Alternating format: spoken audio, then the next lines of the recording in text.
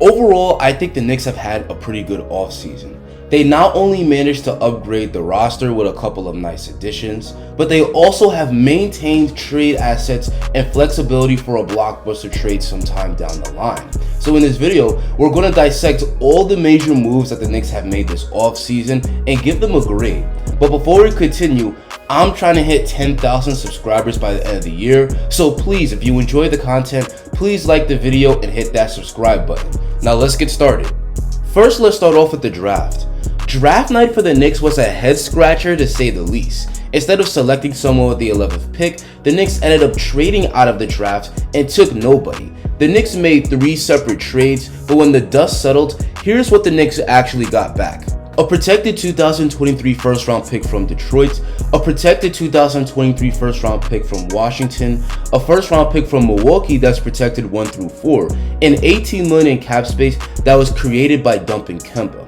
Now, when news came out that the Knicks weren't selecting anybody, it felt like everyone was losing their minds. Pinwheels in my head. But after thinking about it, I like what the Knicks did here, so I'm going to give them a B. And here's why. The Knicks' plan A in the draft was to trade up for Jaden Ivey. Ivey was the top guard in the draft and was drawing comparisons to Ja Morant, but unfortunately, Ivey was unattainable. And the Knicks also missed out on some of the other prospects they wanted, like Johnny Davis and Dyson Daniels, because they were drafted ahead of them. The Knicks clearly weren't high on any of the prospects left on the board, so plan B was to use the 11th pick to trade back for future picks and gain some cap space by dumping Kemba. The Knicks are probably right that whoever was still available at pick 11 wasn't going to be a huge difference maker. Getting back 3 future picks improves the Knicks' draft capital for a huge trade for a superstar sometime down the line. For that reason, I give the Knicks draft trades a B.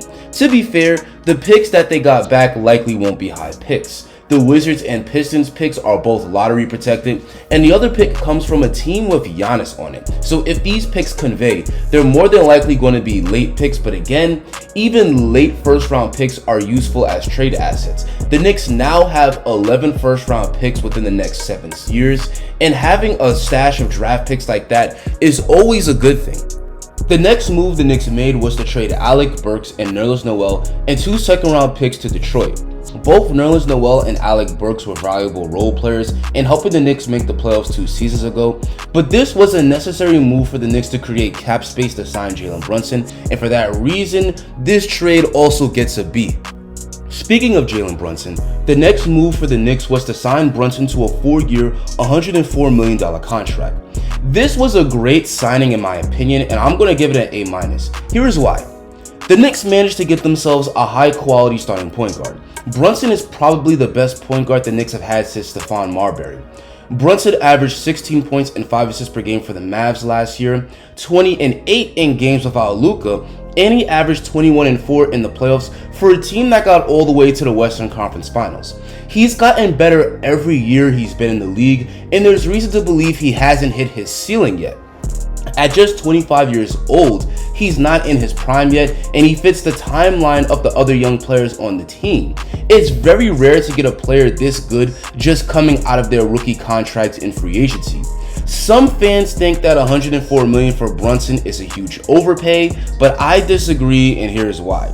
Brunson's contract amounts to about $26 million a year annually.